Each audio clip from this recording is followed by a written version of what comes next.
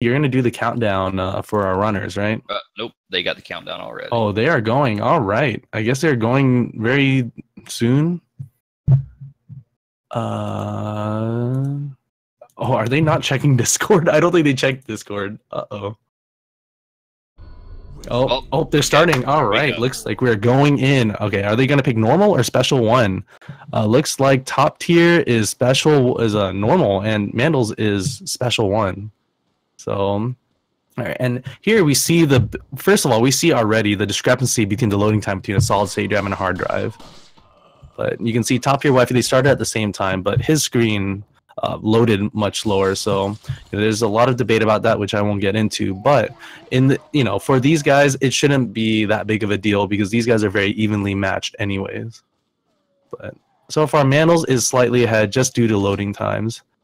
That first code has a grenade, which is necessary. Oh, and they are both saving the dog. So this is quite, this is quite new here. Very revolutionary. They're just doing it for fun, but in a real one, you wouldn't do this. So, but yeah, let's see. So all this pathing is straightforward. Yeah, it's a really crucial part of this run is movement, really clean movement. So you're going to see these guys execute a little tricks here, there. Ooh, top tier gets hit. Top tier got hit there. That's not good for him because he's going to have to use a heal already. Yeah. Ooh, I actually don't know about moving that stuff there. He is going to have to switch back to the handgun anyways to shoot the first guys. So we see Mandals up right front here. He's going to shoot this first guy 7 times to kill him. On normal, I believe it's 3 or 4. Yeah, and then the thing for itemization, you want to put your inventory in a very specific way so that all the other items that you pick up fall into place perfectly and you don't waste time navigating your inventory. Yeah, and this is the first... Oh. You can lose a lot of time trying to navigate through your inventory looking for items. Yeah, so in order to get past this village, there's 2 ways to beat it. One is you want to kill enough enemies, I don't know the exact amount, or 2, you can wait it out. But obviously for a speedrun, you want to clear this as fast as possible. So Mandals gets both grenades to kill enough people, so he is by far ahead. He's probably ahead by at least like 15 seconds, I'm going to say. Yeah, all of this first section of the village here is a lot of manipulating these enemies to group up in a way that you can kill both waves with 2 grenades. Yeah, and then that will get you past that checkpoint. You're going to see these runners picking up certain treasures. Those treasures will be used later to cash in on new weapons. Yeah, so as a casual player, you don't really buy rocket launchers too often because you think that's a waste of money or like, oh, that's cheap. But in a speed run, you want to farm enough money and treasures for these rocket launchers. These rocket launchers get past enemies that will take normally forever to to kill without these. Mandals tries to go for tree skip or doesn't, but he doesn't get it. But that's okay. All right, top tier on the boulder. Wow, so they're not as far apart as I thought. But maybe this is the boulder cutscene. Oh, and top tier attempts to go for the tree skip, but he almost got tree skip. Yeah, he almost got it. Now you're gonna see lock boss right here. First try lock. Perfect. Yeah, I've definitely missed 4 shots and reset out of frustration. All right, not that clean a movement from Mandals to get to that bookshelf, but that's okay. It's not like he was in front of the bookshelf. So, all right, no typewriter inventories here. Yeah, basically in these runs, when you finish the chapter, you want to exit out of the ender chapter screen as fast as possible. Yeah, and so for this section 1-2 for the canyon, we call it, you want to get through this as fast as you can. You don't want to dilly-dally because all the enemies, right when you start the chapter, they start moving, and if you wait too long, their pattern changes, and like some weird stuff can absolutely happen. You want to be very careful about that. So we see, like, even if you like I said, you don't want to dilly-dally around. You see Mandal just like flying through it as fast as he can. Top tier waifu, they're doing a set path. They're just trying to get through it.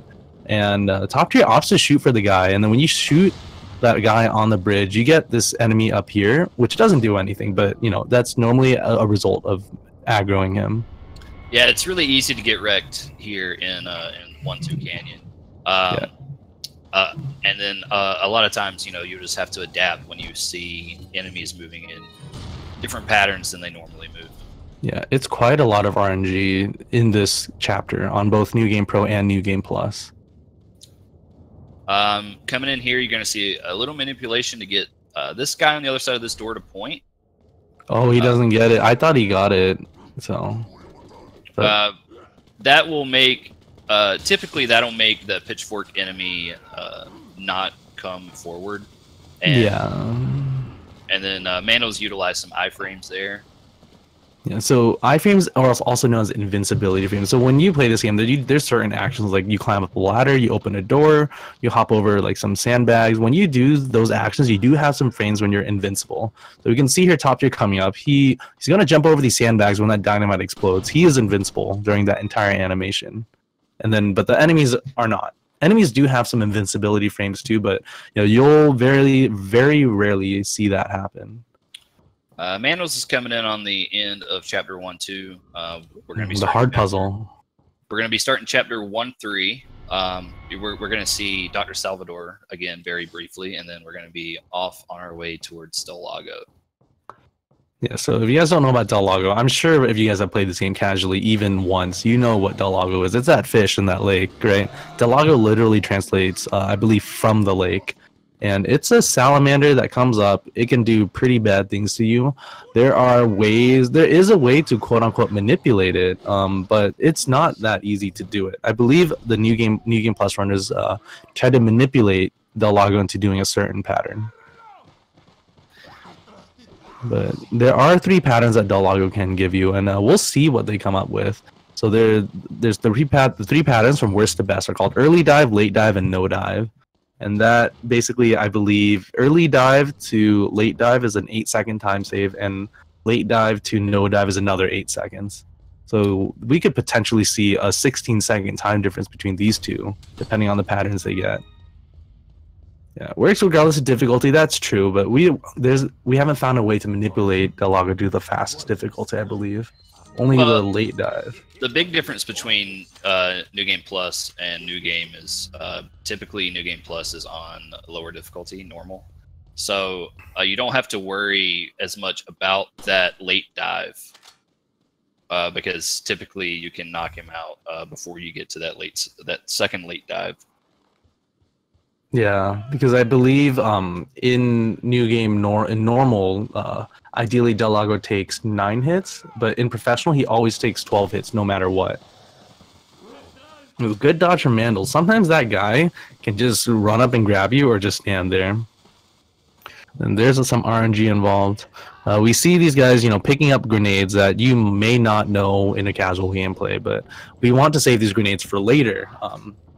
For later chapters, because the itemization is very important in terms of efficiency of clearing the chapter at a reasonable time. Professional is the hardest difficulty. It's basically the hard mode of the game. Yep, so we see Mandals shoot that crow there. It's not as easy as it looks. Sometimes the bird's hitboxes can go a little bit whack. But, top tier not too far behind. We're coming into our second Indiana Jones sequence here. Yeah. There is no tree skip for this, so you might as well don't even try it. You will get a little bit further, but you don't wait it all the way. All right. Well, let's see if they give a point manipulation here. So if you shoot these tripwires at certain points, you can manipulate that guy, right after the second wire to point at you, or he runs at you. Let's see what Mandals gets. He gets the point. That's good. Yeah, that guy, when you aggro him, he can be kind of hard to dodge. Yeah, normally you want to run to the right of him on New Game Professional. I believe on New Game Plus Normal, you can do a glitch that makes you faster and you run to the left. But, ideally for this mode, you'd want him to point at you because you can just clear make a better line. All right, Mandals gets a reload. I was afraid he was going to forget that reload right there. Okay, top tier also gets the point. So this point is actually pretty easy. It's very lenient to get this. And Mandals boards the boat for Del Lago. Let's see what pattern he gets. Yeah, this could be a big difference in this race for a while. Yeah.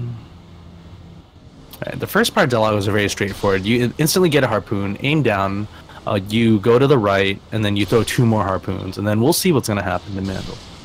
I can't tell, it's a little bit laggy. Okay, normal pattern right here.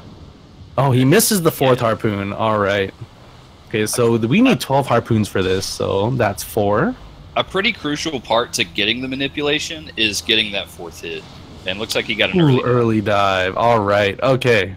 Right, let's see what top tier gets. So Mandals has only 4 harpoons. Okay. Alright. Top tier gets a normal pattern as well. I'm not sure if he got that 4th hit. I know he got the harpoon off, but I don't know how his position. Ooh, top tier gets hit. He misses the harpoon and gets hit by the log. Oh no. That's really unfortunate for top tier. That's a huge time loss. Yeah, that's because you have to go through this entire cutscene and you have to heal. And if you're in the yellow, if you're in the green versus yellow versus red, you have to mash even harder and you swim slower. So Mandals finishes Del Lago. That's not bad for an early dive. And the thing about, you don't want to get hit because Del Lago gives you a weird pattern. See, like, you don't normally see this pattern.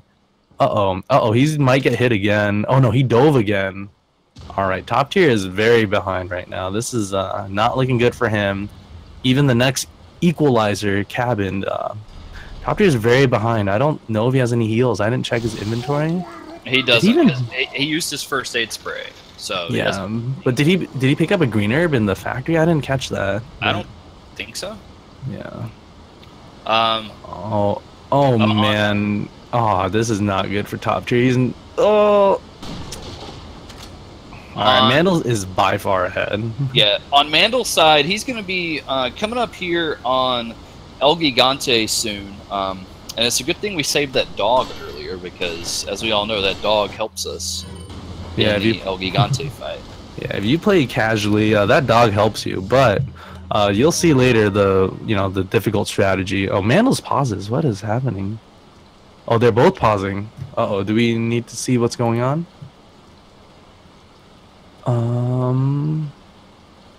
Uh-oh. Top tier screen just went black.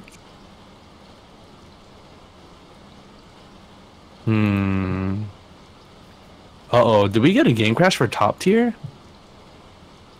I don't know. What is going on?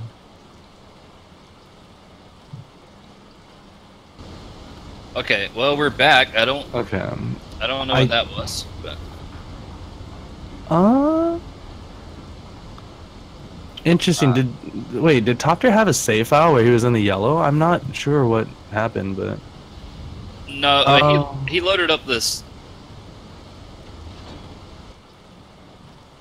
All right, that's fine. These guys are being gentlemen about it, so they're homies. I don't know what happened. Yeah.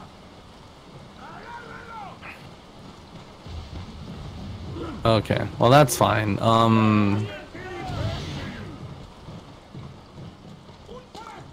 Okay, yeah, that's okay. So the one thing about when we saw top tier, when he used the green herb, he moved his rifle ammo to take the spot of that green herb, and that helps with your item manipulation. Otherwise, the grenades you pick up later will fall in a weird spot.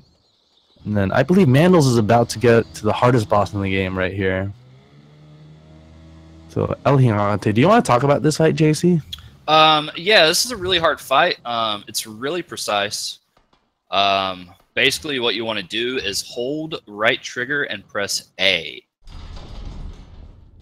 And let's see, and Mandals got it. Ooh, man, good job! Yeah, congratulations. So, real talk though, if you skip the cutscene, you walk forward a little bit accidentally, you can blow yourself up with the rocket. So you got to be careful with that. I think top tier may have. Does he play on keyboard and mouse? No, he plays on controller, but all his button mashing QTEs or QuickTime events are on keyboard. Okay, I was trying to figure out a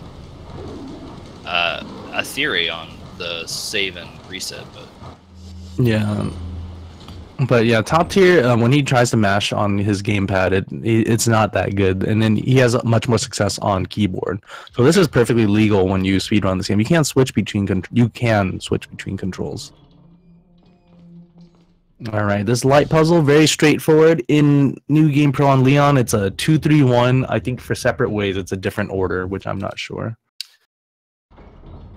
Yeah, I can't remember what the separate ways puzzle is, but it is definitely different. Yeah, because then I think the insignia is like upside down in separate ways, but I don't know the exact pattern for it. Over on Mandal's screen, you see our best friend Ashley joining us for the first time. This will be one of many times that she's with us, not with us, with us, not with us. Yeah, I think this race is on RTA, right? It's RTA. Yeah, this will be RTA. All right, so Ashley, if you guys don't know the storyline of this game, the president's daughter Ashley Graham is missing, and then Leon is sent over to Spain because apparently there's been someone saw her in Spain, and here he finds her and rescues her, and then obviously you can't let her die, but you'll find that she can help you, but normally she's more of a hindrance, and skilled better players will understand how to manipulate Ashley, or like how to get around situations where Ashley would hinder you. So especially sections coming up like 3-1 in the water hall, we want to see how well these guys manipulate Ashley, because Ashley has an unfortunate habit when she's really close to an enemy, or if she's stuck behind an enemy, she tends to just squat down and hide, and we don't really like that because she's not moving. Right? If she's not moving, you can't leave a room when she's not close by. So you need her like close to you in order to like leave a loading room. So here, Mandals is in Dark Farm. It may not look impressive while you're watching it, but doing Dark Farm successfully is a very impressive feat. Yeah, it's one of those things that definitely looks easier than it really is, because if you notice, he does a wait follow me, which aggroes the enemy inside the barn. If you don't do that wait follow me, he will be right next to you when you try to climb up the ladder, and he will grab Ashley, and we don't like that. You want to talk about cabin? All right, so for cabin, okay, New Game Pro cabin, there's a very specific order to doing this. So you want to grab, like I said before, itemization is very important. The order that you pick these items up in is very important. All right, so you want Lewis to kill the first guy. You aim at him so he doesn't shoot other people, because ideally you have to kill 40 enemies in cabin to clear it, and you have these hand grenades and shotgun ammo to do so. If you let Lewis shoot people, he doesn't let people inside the cabin, which makes your grenades less effective. So you'll see later, like, we aim at Lewis, we're gonna knife him so he doesn't shoot people. And like I said, this itemization order is very important, depending on when you use items and when you pick them up. He doesn't pick everything up at once, right? It's very important. All right, and he'll grab his yellow herb. Okay, so he tries to bait him out. All right, so this grenade's gonna kill probably 8 to 9 more people. Then he's gonna chuck another grenade out this window to kill 2 to 3 more. And then now he's on the second phase of cabin, right? Which is you just try to blast people with a shotgun. And Top Tier had a really smooth Dark Farm as well, and he's that's good. So, what the? Why do you aim at? Oh, I guess he's just memeing, just aiming at Ashley. So we'll see Top Tier do pretty much the exact same process for this first phase of cabin as well. And then people say that this part is a lot of RNG. Oh, he gets a flash from Lewis. Wow. Yeah, Lewis sometimes can be a real homie. Yeah. Oh, the problem is he picked up the flash too early, and then you see the flash is populating the bottom left corner. That's not the optimal way to pick up the flash, and I'm sure he recognizes this, but he'll switch his inventory around later. Okay, so Mando's looking like it's a cabin. Second phase is not that bad. Enemies are a little slow. Oh, he just finished. Yeah, that was actually a pretty clean cabin. Yeah. Most runners can't get a cabin like that in a no reset to save their life. Oh, is that Plaga on Top Tier? Oh my, he needs to run past his Plaga, or the Plagas usually 1-hit KO you, since you don't really use too many yellow herbs. Alright, yeah, so we see in his inventory, his herbs are not being populated correctly, but it's okay. It's in a race, it shouldn't take too long to fix it. Mandals is on Gigante 2 right now. All he's going to do is grab some stuff and then leave. You don't have to fight this Gigante. Yeah, you can clear this room without, fighting him at all. The only thing it gives you, I believe, is 15,000 pesetas. And I think the only real trick involved here is a little bit of Ashley manipulation. Is that correct? Yeah, so what happens is, I believe you leave Ashley near that door, and then right when you hear El Gigante like do a roar to knock it down, you tell her to follow you. If you tell her to follow you too early, El Gigante just kicks down the door really fast. Oh, and Tatri gets hit in cabin. I wonder what he's gonna do. He might use the greener to heal off. He's out of shotgun ammo. Yeah, this cabin is not going well. Alright, hopefully that'll end the cabin for him. Oh no. This is not a good cabin. There we go. Okay, good, okay. And then Mandals on the gondola ride, which is an auto-scroller, pretty much. You just need to kill these people, and it's pretty straightforward. Alright, so he does use his greener, but he might grab the truck money coming out of 2-3 just to be safe. Because you don't want to, you need to pick up money to buy enough weapons later.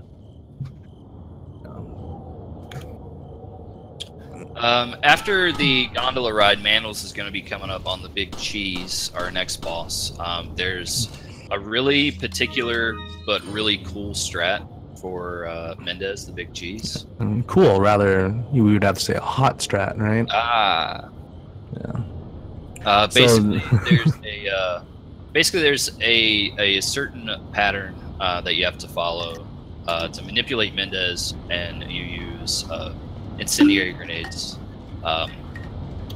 And Tricle can explain more into detail than I can. Yeah, so ideally, Torres Mendez, the village chief, in the storyline is basically, you know, he needs to terminate Leon because he realizes, you know, they want to convert Leon into one of them, but Leon's, you know, going through, causing them more problems than it's worth, you know, to wait for the time. So he wants to kill Leon, and he happens to be weak to fire.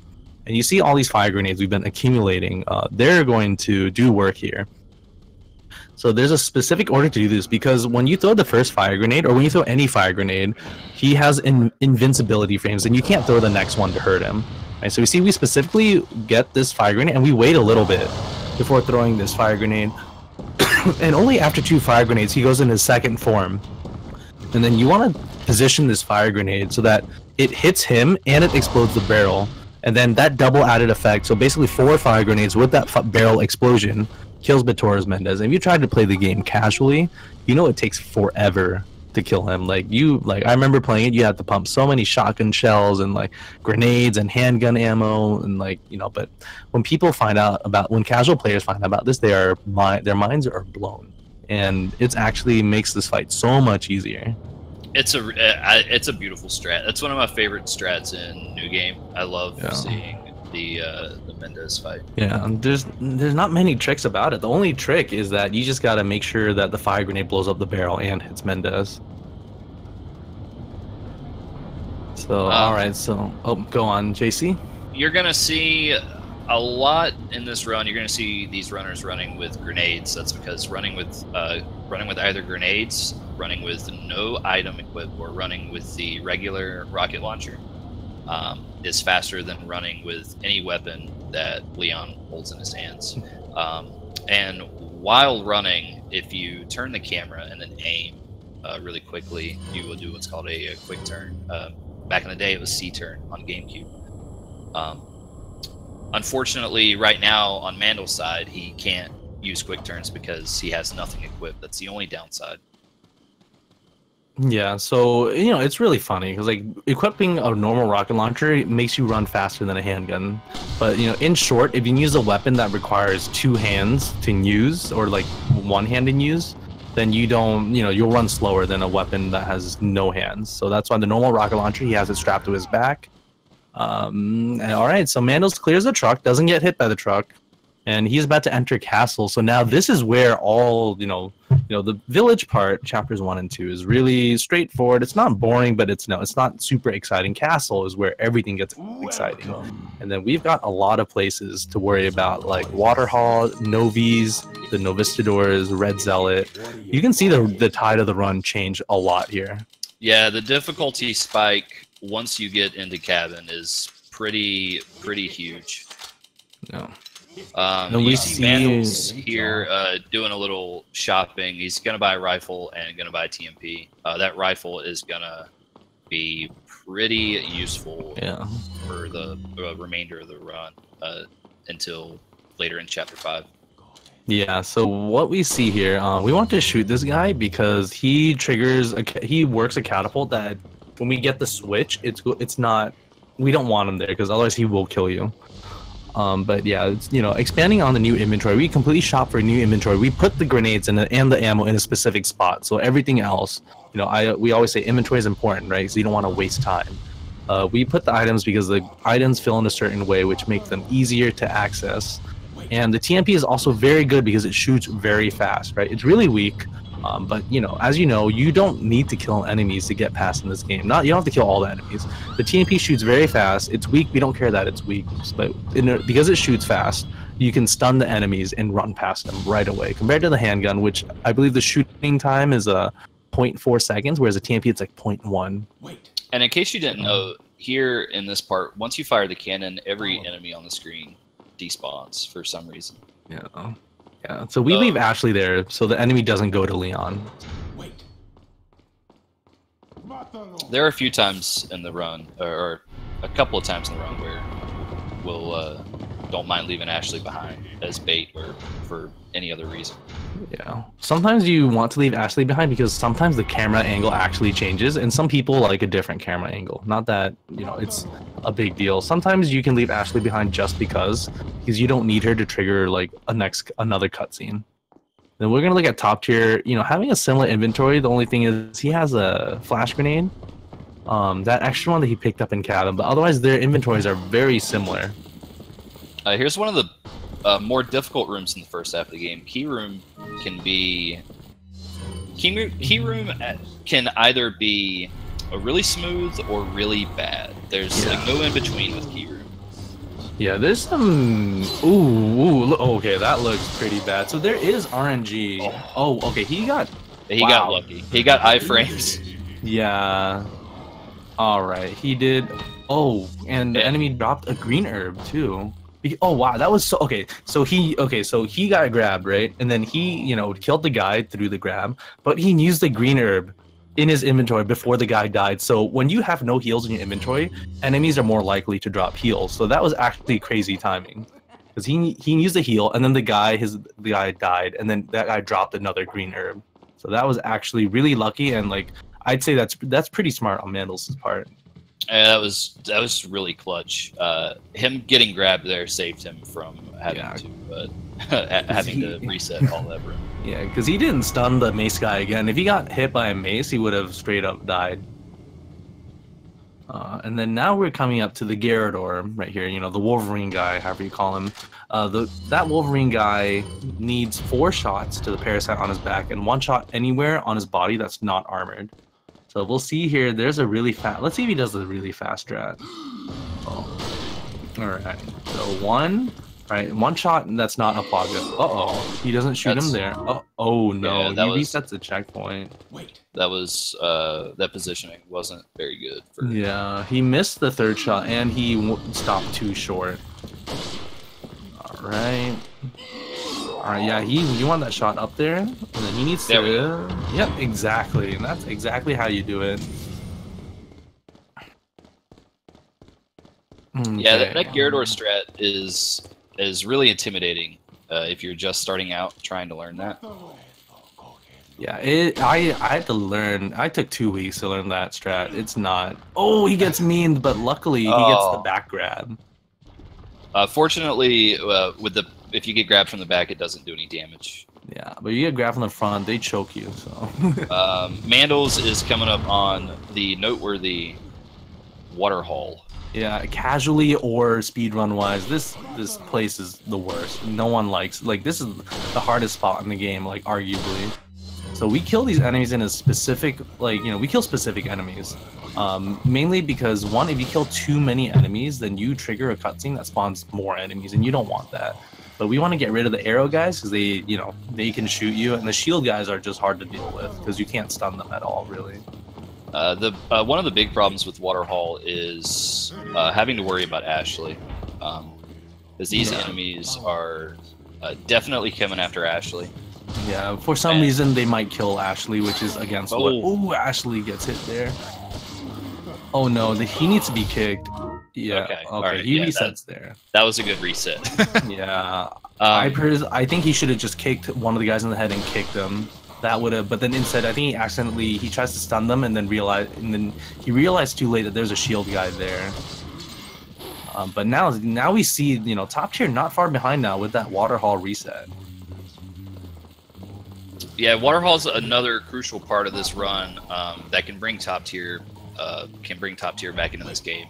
While it could also put him further behind if he has a hard time in Waterhall. Yeah. So the thing about Waterhall is that a lot of this, there is so much RNG involved that you really need to learn how to adapt on the fly, because you'll see different patterns every time. You'll see patterns you've never seen before. Sometimes no one goes in that basement. Sometimes 5 guys show up in that basement, and like, you know, you're just wondering what the heck is going on. And then, all right, so we throw the fire grenade to stun all these guys, and we'll see. Is there a guy that comes up on the right side? Is there a dude? Did he check? I don't think he's getting right side guy. I think everyone. Because there's a hooded guy that comes up already. We take this path, so all the enemies populate the left side. So and then you just run across the right. So Mandals makes it out of Waterhall. He does a reload trick, which basically, you know, the way to trigger that cutscene is if you have Leon and Ashley there. So he tells Ashley to wait. He runs up past the trigger point, reloads, and then has Ashley go to trigger the cutscene. And top tier is having a much better time with Waterhall. Yeah, but he's making up a lot of time right now. Yeah, no right side guy for top tier. And then, you know, for this part, for the second phase of the Waterhall, there's a specific, it's not specific, but it's essentially an auto scroller. And there's different ways to do this. Ooh, Mandals misses a shot. He'll need to pick up backup rifle ammo. Oh! What the? Oh, he died? No. Yeah, top tier missed a shot on the guy on the stairs, so... Oh my gosh. He's gonna do the entire first half of Waterhall. Yeah, that's like 40 seconds at least time loss, probably a minute. Yeah. He missed the shot on the scythe guy, and yeah, unfortunately, that's gonna be a death in most cases. Yeah, the scythes usually want to KO you this game. This is the first race of the tournament. Yeah. All right, and then you'll see, so in the basement area, like there's a vase that Mandals will break with a hand grenade. Like I said, we want to pick up items in a specific order so that they populate our inventory properly. So we don't pick that up right away. Plus, it's slower once you come out of that basement initially, and you don't have time to waste when you're trying to get Ashley. Like, you know, you need to save her, you need to get to the crank and stuff. There's no time to waste. All right. So top tier is, hopefully he finishes his Waterhall. Let's see. All right. Okay, he takes a turn. Looks good so far. And this guy, okay, good. He gets the shot. He made sure to shoot the guy that time. Yeah. And even though both runners are on Waterhall 2 right now, technically, Mandals is finishing it up. It's still a quite a big time difference between the two. Yeah, I'd have to say top tier is probably 2 minutes behind Mandals right now. So Mandals is about to enter 3-2, where we first see these bugs called Novistadors, and everyone knows they hate these guys. But there is some way to manipulate them when they're on the ground. But JC, do you want to explain the camera trick that happens and why it works? Yes, essentially in RE4 you have your normal behind the back camera, and then you have a way to turn the camera, as you see Mandals doing now. When Novistadors are on the ground, if you turn your camera away from the Novistadors, it tricks them in sort of a way where their accuracy is lowered. They'll almost aim as if to where you're pointing the camera instead of aiming towards you. Yeah. Now, if they're flying in the air, then that's a different story. In the air you pray. There's nothing you can do. Like, it's all RNG. But now, fortunately, here in the first layer, none of these Novistadors fly, so you don't typically have to worry about that. Ooh, yeah, so the reason why camera tricking is really important. So you see their Mandals came out, and he looked at a Novi straight ahead of him, and that Novi gave him a kick prompt. If you don't kick, that Novistador will straight up just kick, will kick you instead, right? So when you do the camera trick, not only does it make, like, the reason why JC's saying it makes it more inaccurate is, one, when you turn the camera away from them, they don't do the kick prompt. Instead, they'll try to swipe at you, right? And then if you run past them, then, you know, their swipes will always miss. Yeah, but the important part is avoiding that kick prompt. That's the thing you really want to avoid due to the camera trick. Basically, Novistadors have 3 attacks. They have a slash attack, they have a QTE attack, and they have an acid attack. And both of the all of them are pretty brutal, but the acid attack and the QTE attack are really slow and make a lot of damage. Yeah, luckily the acid attack is easily dodgeable. You just run to the side. You don't want to be facing them, and the swipe, you just run past them. All right, so we see here, so Mandals is, so you need to, ooh, he gets hit by the archers. Hopefully he heals right here. Yeah, 60 FPS archers hyper tracking have no manners. They are all rude. Ooh. Okay, so the idea is that this red zealot has a key. You need to kill this guy to get a key. Oh, he's got. Oh, there we go. All right, good reaction time right there. That red. You want to get that. You want to kill that red zealot before he gets to the turret. Otherwise, you're gonna be in for a bad time. Oh, he's gonna. Ooh, he didn't get hit. I thought he was gonna get hit. Very lucky. Is he? He's gonna headshot and kick him to stun them all. You do.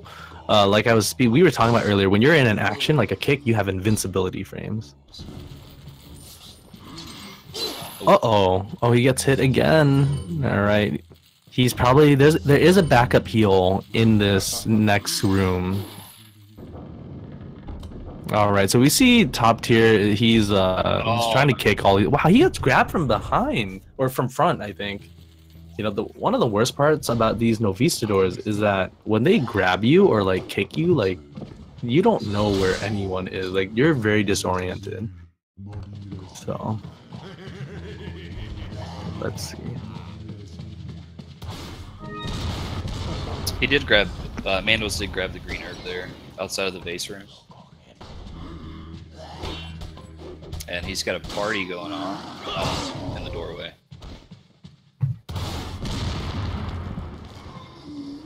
He didn't quite get the invincibility spot for the rockets, but at least he didn't take any damage from it.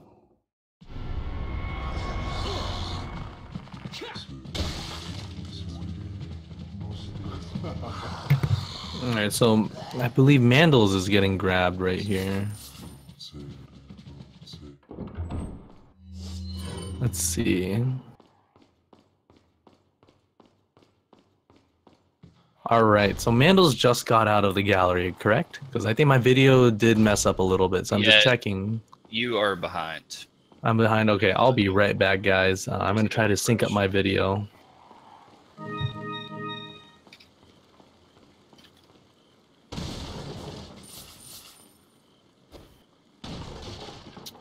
Looks like Mandals is farming, oh, nice, incendiary, and he's farming some items there.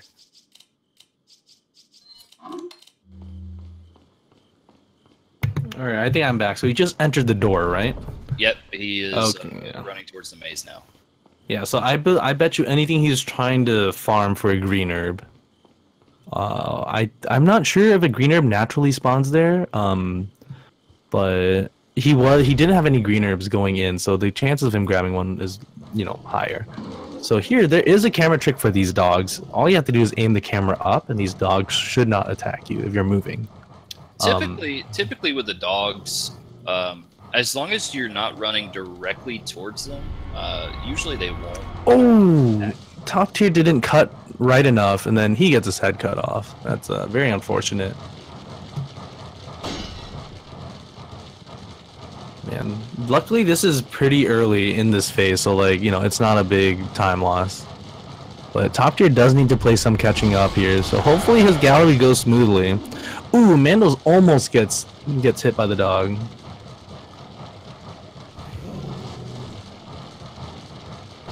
Okay, so now he... Alright, Mandel should make it out of here, but let's see if he gets mean by the dogs.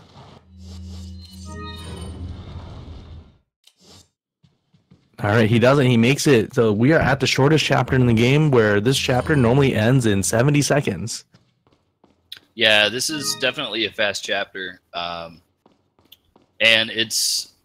honestly, it can be a pretty tough chapter if you get memed by the guys on the bridge. Yeah, and getting that wine bottle shot, the hitbox on that wine bottle is really weird. But he gets it, no problem. He grabs his flash, which is important for later in the run.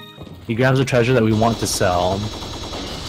Get out of this room as fast as we can, because we don't want to deal with another Garrador or archers.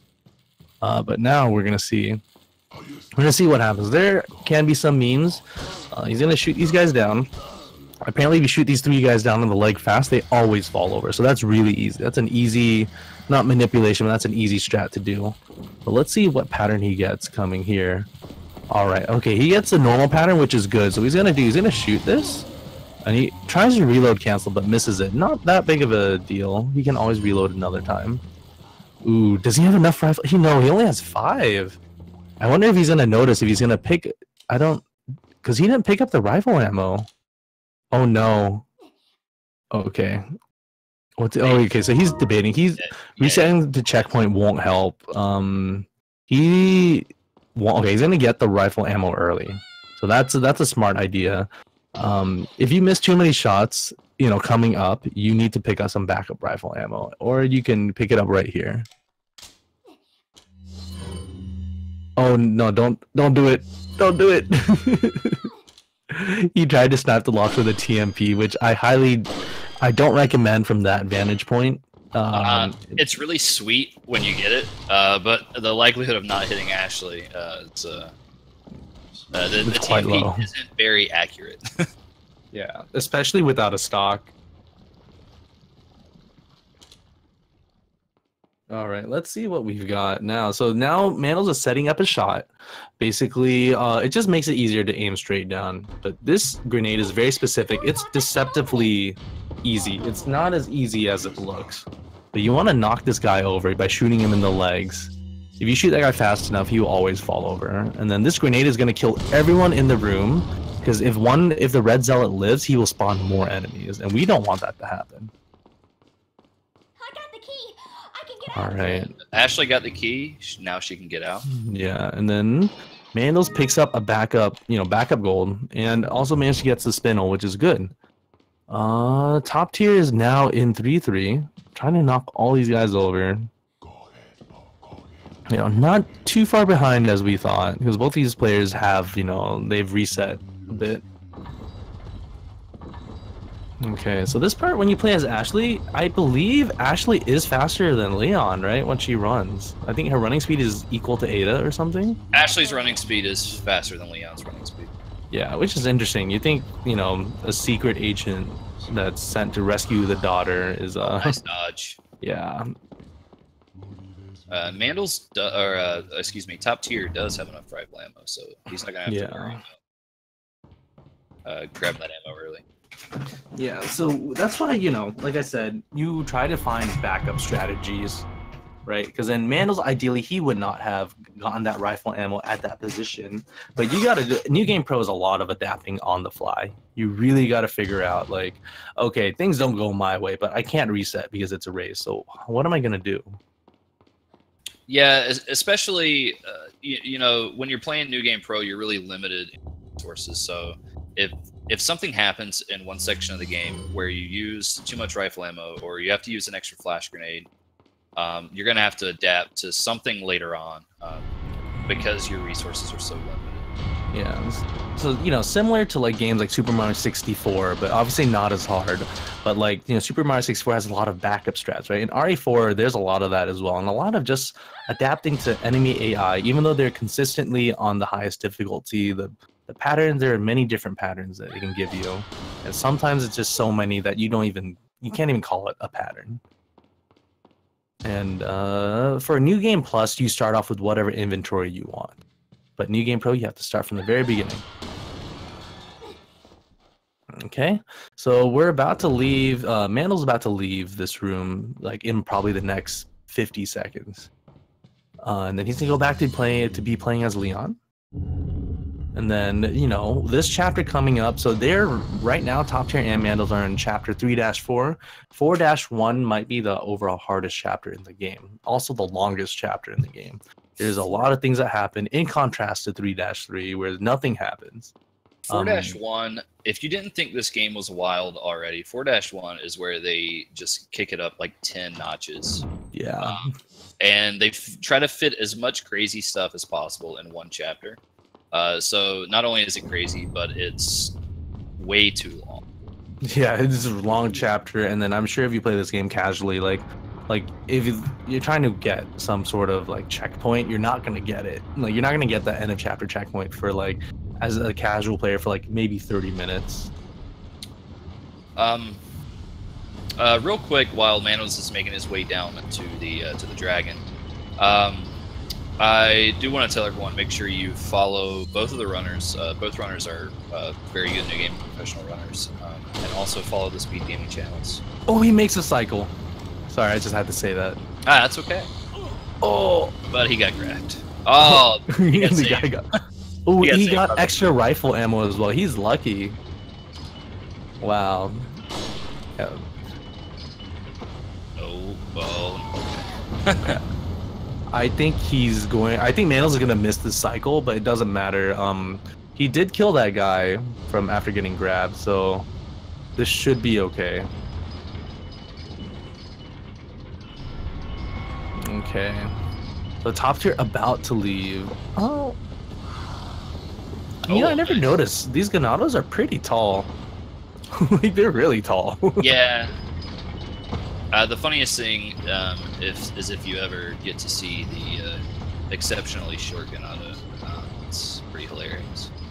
I don't want to go too in depth about it because you can only get to it by hacks, but oh.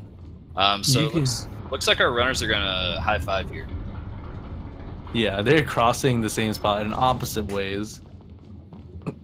Okay, so I think I don't know if Mandals is I don't know what he's looking for. I think he's looking for rifle ammo. That's what it is. So he should be grabbing. Okay, he has 4 right now. I don't think he has any in his inventory. In theory, if he doesn't get bad RNG, he can get through this entire pattern without picking up out of the way rifle ammo. Oh no, he has enough rifle ammo. Never mind. He's perfectly fine. I guess he did have extra rifle ammo in his inventory. Yeah, I'm not sure what he keeps farming for, unless he's, just trying to play safe and find an herb drop or something. Yeah. It's likely that if he may be in a call with Top Tier, they may know where each other are, so he may be trying to play safe with a lead. Yeah, I do think that these players do know where certain backup herbs are, but since it's a race, you really want everything you can get. There's no resetting, and if you have a bad inventory and you get to a checkpoint, you're stuck with a bad inventory for like the rest of the game. All right, so this block puzzle is not hard, but there is an optimal way to do it. You know, and the path of Mandals is taking as a correct path, and you'll see Top Tier do this as well. And then the fun thing about this, Mandals doesn't know the reload trick here, but it's okay. Oh, he only has 12 ammo.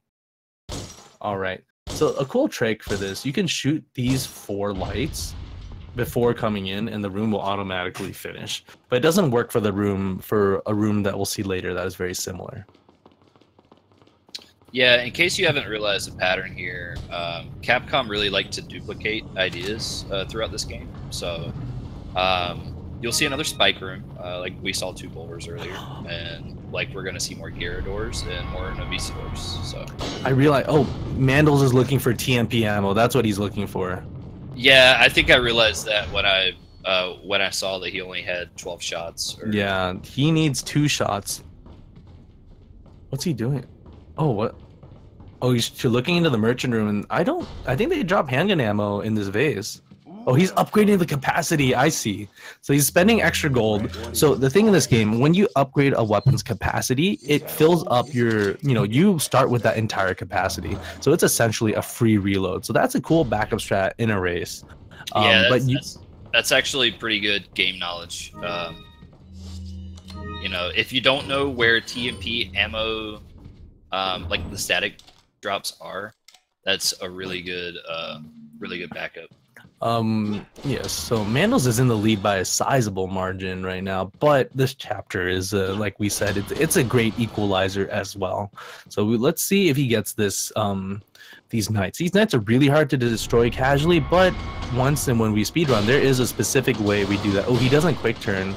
Okay, he's a little slow. Okay, he doesn't quick turn. The quick turn is essential. And he's gonna try to bait these knights around to try to like get this knight's helmet off, and then the flash grenade, the parasites die instantly to the flash grenade because they are sensitive to light. If you, oh, what the flash didn't reach one of the knights. Yeah. Did he throw it too early, or? I'm not sure if he threw it too early or if he got memed by the. Like, did the knight just not? Yeah. I'm not sure what happened. But all right, so this race is actually very close. Ooh. These runners are within like probably 20 seconds of each other, is my guess. So basically what the idea here is, which is a lot easier said than done, 3 headshots with a rifle and a flash grenade to kill the parasites and then repeat.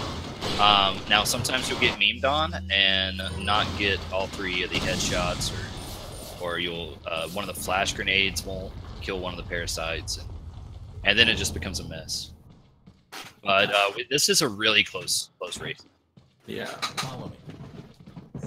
All right, and then so we're coming up into the Grail transition room. This is similar to Waterhall. You want to manipulate the enemies to go to one side, then you run around them through the other side.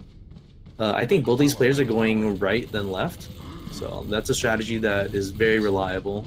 You can go left and right, but sometimes it's a little bit wonky. But upcoming, Mandals is approaching the Novistador 2 room, which we know as speedrunners for New Game Pro, this is probably the worst room in the game. Not hardest, but the worst room.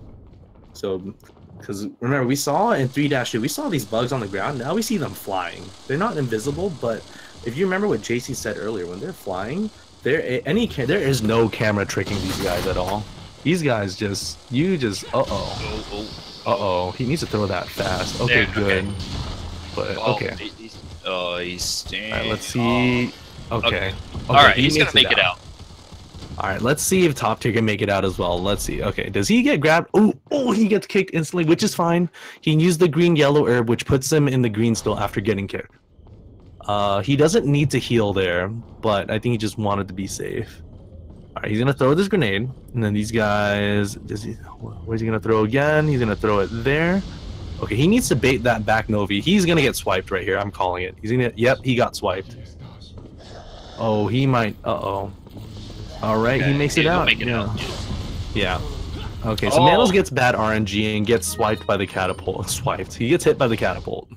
Yeah, that's actually pretty rare to see. I always enjoy seeing a nice catapult meme. Yeah, I think I've been getting hit by them quite a lot lately. Although a fellow Runcher Frenchie claims that there's a way to manipulate it, but we haven't explored that.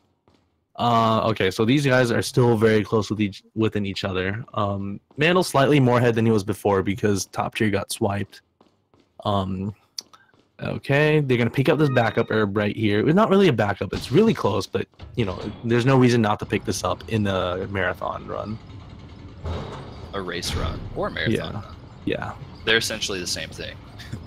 Okay, so let's see if he gets Kuba in this room. So yeah, these archers are, like we mentioned earlier, 60 FPS archers are master snipers. Yeah, like they track you like twice as fast as 30, and like sometimes they shoot you when you don't even expect them to.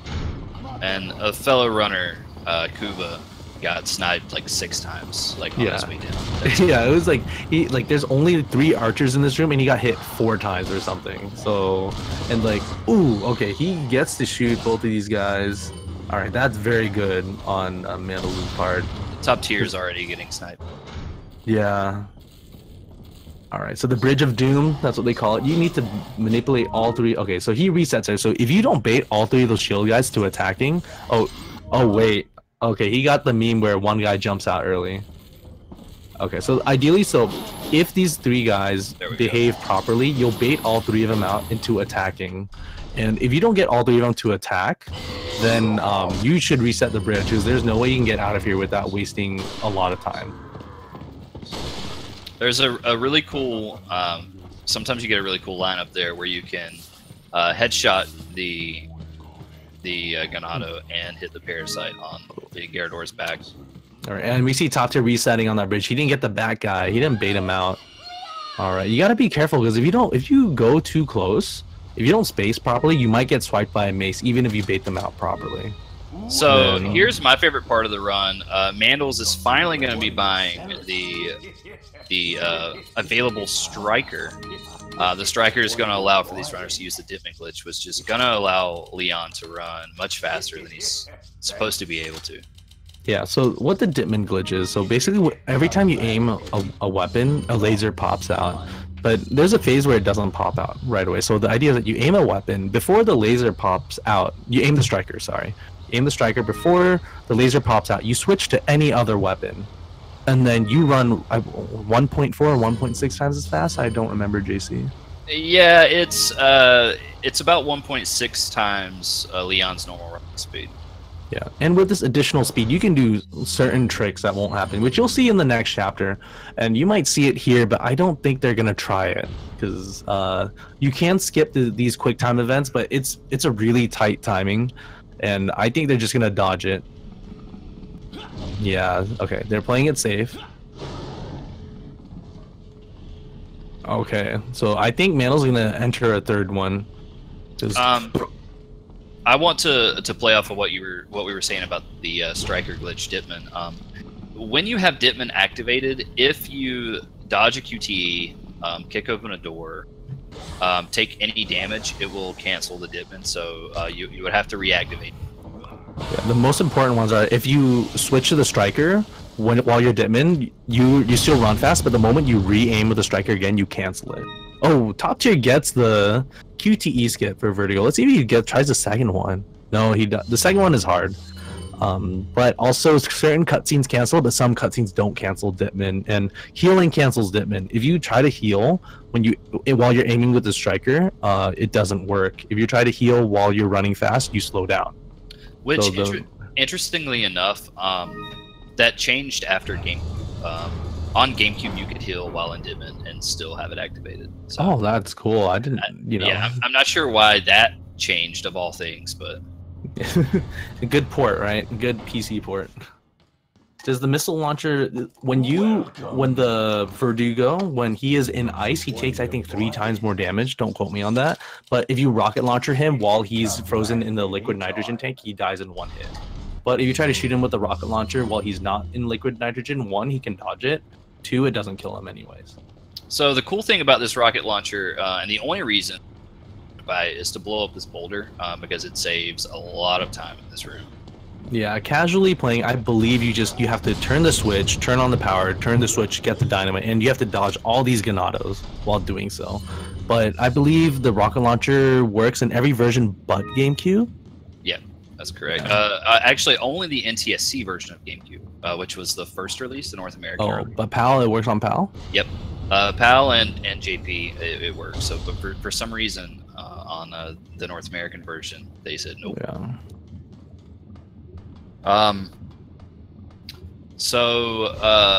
Mandals is doing a really cool trick to skip this Dos Gigantes room. Yeah, only with Ditman, because certain actions you do get that speed as well. So he climbs on the zip line, he's going that, like, zip line animation is 1.6 times as fast. Here's the third and final layer featuring our favorite Novistadors. Yeah, so most of these guys are flying. They can be grounded too, but JC, I'll let you take the reign on this. Mandals is going to come in and he's going to hit 2 switches. These 2 switches will activate a door for him to get out. Now the problem is these switches are in these caves, and these caves will get flooded with Novistadors. So Mandals is going to have to play it pretty safe here. Yeah. So we do see a camera trick to avoid getting hit. So camera trick plus good RNG, you don't get hit by ground or airborne Novis. And fun fact, with the striker, even unupgraded striker, if you shoot the Novistadors while they're in the air, they die instant. But with the TM, He needs a camera trick. He needs a camera trick. Nice, Oh, he nice. gets past the crowd. All right, so we see the camera trick is very important. If you ran straight at them, he would have to see. Oh, he gets hit at the end. Yeah, he got memed on. All right. Okay, so he's gonna not go Yeah. through this cutscene like at full speed. Yeah, unfortunately, or there's a way you can skip this pillar here. Oh, he died. I knew it. But if you get hit and have to activate Ditman after that cutscene, you will never make it. As you just see Mandals. Okay, yeah, Mandals is afraid. He could run past that first one, but he just chose not to. I don't blame him for doing that. That's yeah, and you gotta be very cautious. Okay, top tier making it out of the cave as well. These guys are 15 seconds from each other. Like, this is actually nuts. Of 20 probably, but they're so close to each other. Man, this is a tight race so far. I'm excited. So we're gonna come up on the mine area, which you'll see a cool glitch later, but there are some aspects where you can actually just you can lose time on this part if you mess up some shots. Okay, so we just see instance of the Ditman. You switch to the hand grenade earlier because what we were talking about before, you run with a weapon, a handless weapon, you run faster, and with the Ditman it amplifies that since it's a percentage increase. We find a flash grenade here. All right, let's see if he can open this this door before the enemies get to him. All right, they come over. Wow. He should be able to make it. The whole barricade. Yeah, he's gonna be safe, and he's gonna go in with the striker. Ooh, he didn't aim with it. Yeah, I like to call it handless weapon because you don't use your hand. Well, both his right hand comes off. But all right, top tier getting more people, and he's gonna use the striker to get. Oh, he runs around the right side. Very smart. I should use that in my run sometime. All right. This room here has 2 Dr. Salvadors, one upstairs, one downstairs. Typically, they're not a problem. You can sneak right past them. Yeah, you want to be careful because if you need to throw that grenade and instantly climb up the ladder because once a grenade explodes, the upstairs Salvador gets aggroed instantly. And if you are too late, then he'll finish his charge up chainsaw animation, and he will most likely decapitate you before you get a chance to even Ditman. Okay, these runners are going to be coming up on the biggest skip of the game. It's called the minecart skip. You'll see it in action here in just a second, but essentially if you Ditman to any two-handed weapon and then jump down at a very specific spot and then immediately run to the left. Yeah, up left, I believe. Up left, yeah. Leon will simply just fall straight through the bottom of the minecart. Yeah, it's an easy setup, but trying to get it fast is hard because it's literally once you need to be on the right side and you need to jump down at the first time you see the jump down animation when you go left, right? And then yep. Okay, so this was discovered probably a year and a half ago, and this is a revolutionary skip because then the itemization is different because in the old days when you went on the minecart, you would have to grab a lot of ammo, right, to make sure you don't die on the minecart. But with this, you save a lot of time. You don't have to do the entire minecart, right? You don't need to pick up extra ammo out of the way, and this is only available with the Ditman. Unfortunately, you do have to run along the minecart track for a while, but you still save roughly 1 minute 45 seconds over riding the entire minecart.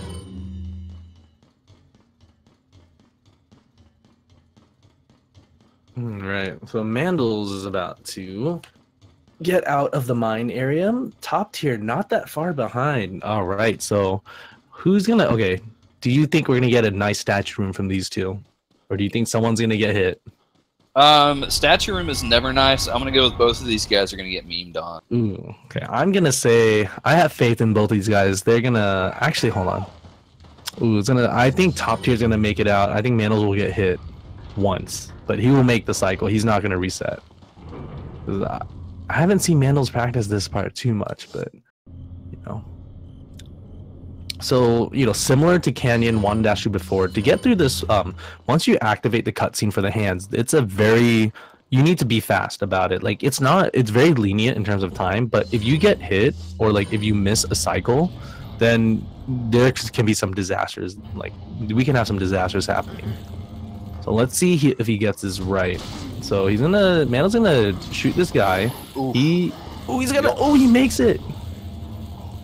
Okay, so he misses the archer. Okay, so he needs to activate this, and he gets hit by the archer. Oh, he gets hit twice. Okay, so ideally you want to when you jump on the hands, right? You want to knock that archer down. Okay, does he make the cycle? Oh, he gets hit. Oh, I guess he makes a cycle. Oh no! Oh man. Well, there goes the memes. Yeah, there goes the. Okay, so now top tier is ahead. Yeah, like, by far.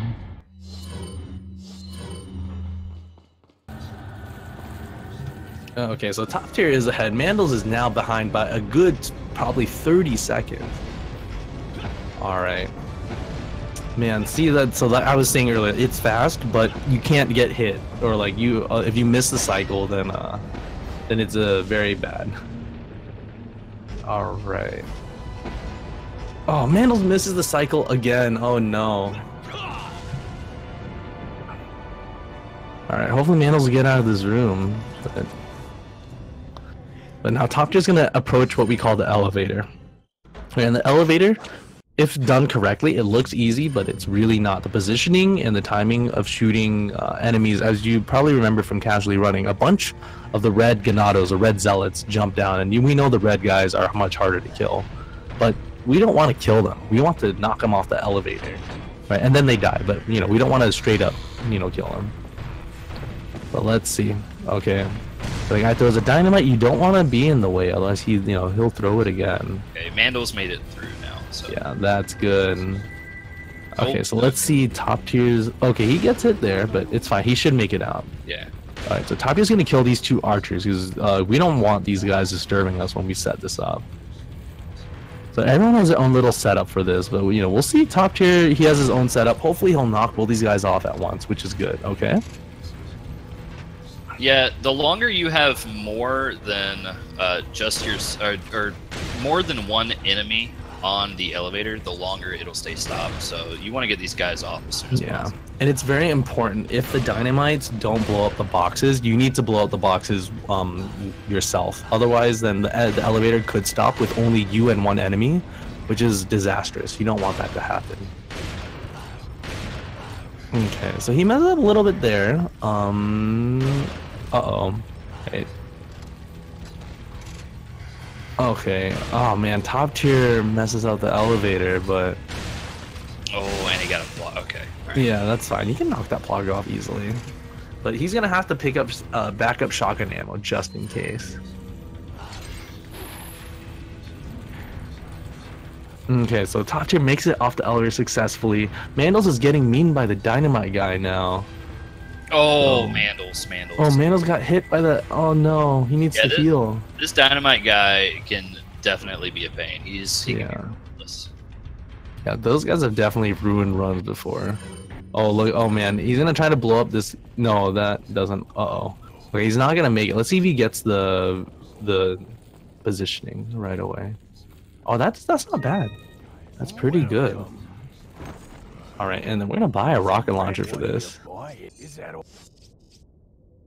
Oh man, the dynamite guy memes him again. So there is a way to manipulate the dynamite guy, but it's not 100% reliable. So Mandal's gonna try to, improvise on this part. Top tier taking on our next boss, Salazar. Pretty easy boss. A couple of striker shots and a rocket to the face. Yeah, you want to be careful because damaging the eye enough will trigger Salazar to come out. But if you take too long blowing up, damaging the eye, then you can encounter a tentacle quick time event, which if you dodge it, it wastes time, obviously. Mandals is having a really tough time with the elevator. This elevator is not looking good for him. Both of these players do need to pick up some backup shotgun ammo because they both wasted a decent amount of time on the elevator. Oh, there's more dynamite. Oh my! Where did that guy come from? Did he walk up? I have no idea. I'm guessing it's the same dynamite guy from before that walks up and tracks you. Or it's crazy. Okay, we're gonna buy another rocket launcher here. So if you guys don't know, if you play on gamepad, you can use the D-pad, which is faster than holding it down, you know, down on the merchant, or you can use the mouse scroll wheel, which is the fastest. Okay, so Mano's finally making it off the elevator. He's gonna go buy his rocket for Salazar. Yeah. Top tier is gonna do the mirror puzzle in 5-4. On 30 FPS, you can skip this entire section. It saves quite a bit of time, about 50 seconds to a minute, because you can avoid doing this entire section. But yeah, but on 60 FPS, you don't have that luxury because the game runs twice as fast, and you know, funny stuff that I don't understand can happen or not happen. But we're gonna get to a somewhat precise mirror setup. You're gonna reference on the. You can use the boulder in the background as a reference as where to put it, but ideally you want to turn on the laser, change both mirrors, but we know how these mirrors need to be positioned. So, you know, we see top tier going to that first mirror first, the mirror closest to him first because it's you know, closer, right? You don't want to go out of your way. Then ideally you turn on the laser and you just activate that second mirror and you're good to go. And then, okay, so Mandals is up on Salazar, pretty straightforward here. Ooh, so top tier doesn't get sniped by the archer, which is really good. Okay. Okay, I think top tier is gonna do the air snake strat. That's what I'm guessing. He's gonna flex a little bit. Oh, nice. Yeah, he gets it. I don't recommend anyone doing that strat when they're learning this game. Yeah, it's really risky, but you save at most half a second.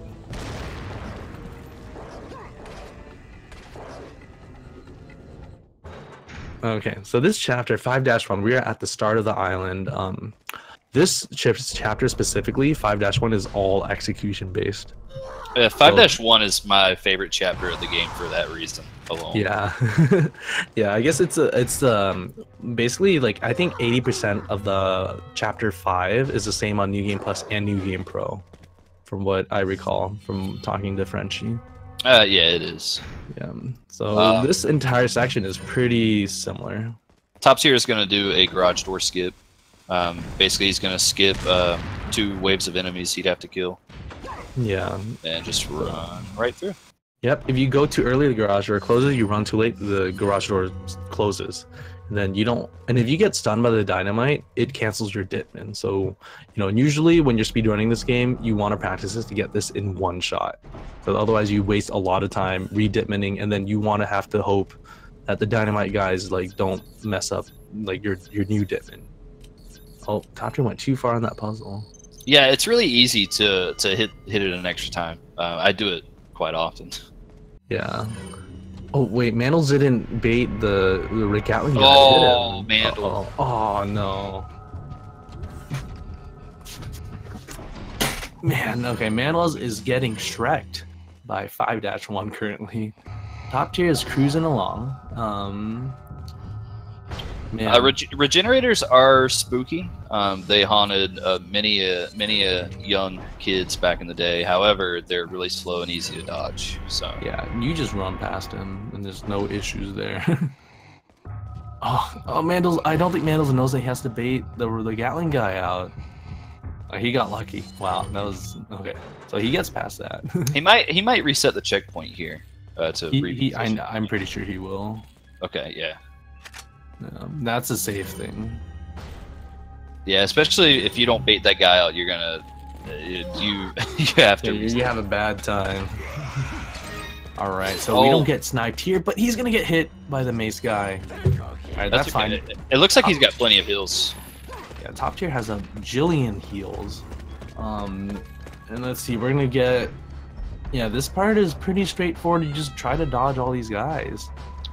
If you guys haven't already, follow both of these runners. These guys are amazing. They both are sub 140 in game time, which is the mark of a good runner already.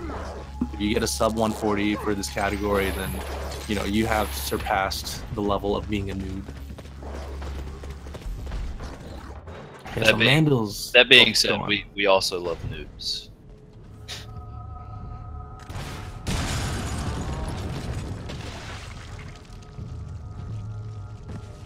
All right, so hopefully the rest of Chapter 5.1 goes better for Mandals. Top tier's 5.1 has gone pretty well, so he might not make up any time, but maybe, hopefully he can avoid losing any more time.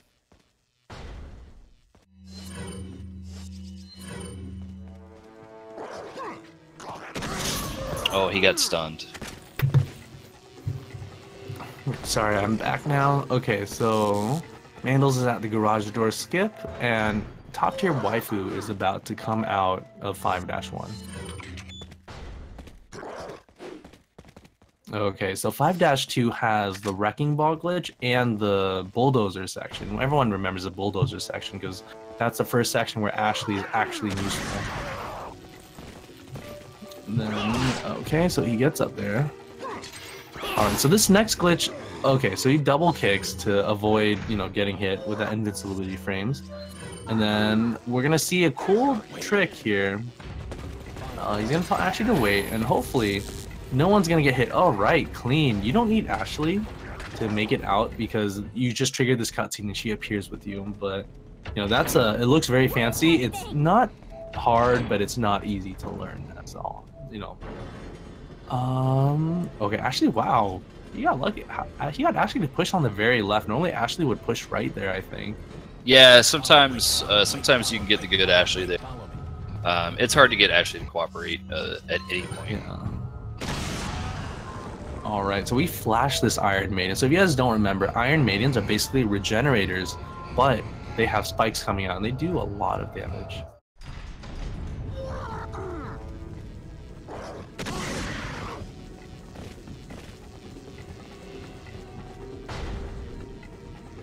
So okay, here you're gonna see the wrecking ballroom glitch here in the Miley Cyrus room. So it makes this room a lot easier. You don't have to worry about these dudes grabbing Ashley.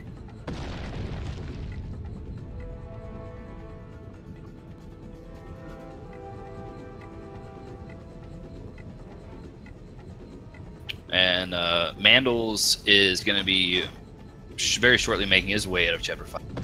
As soon as he grabs his key from the Iron Maiden, he's going to be able to make his way back to the Ashley prison cell.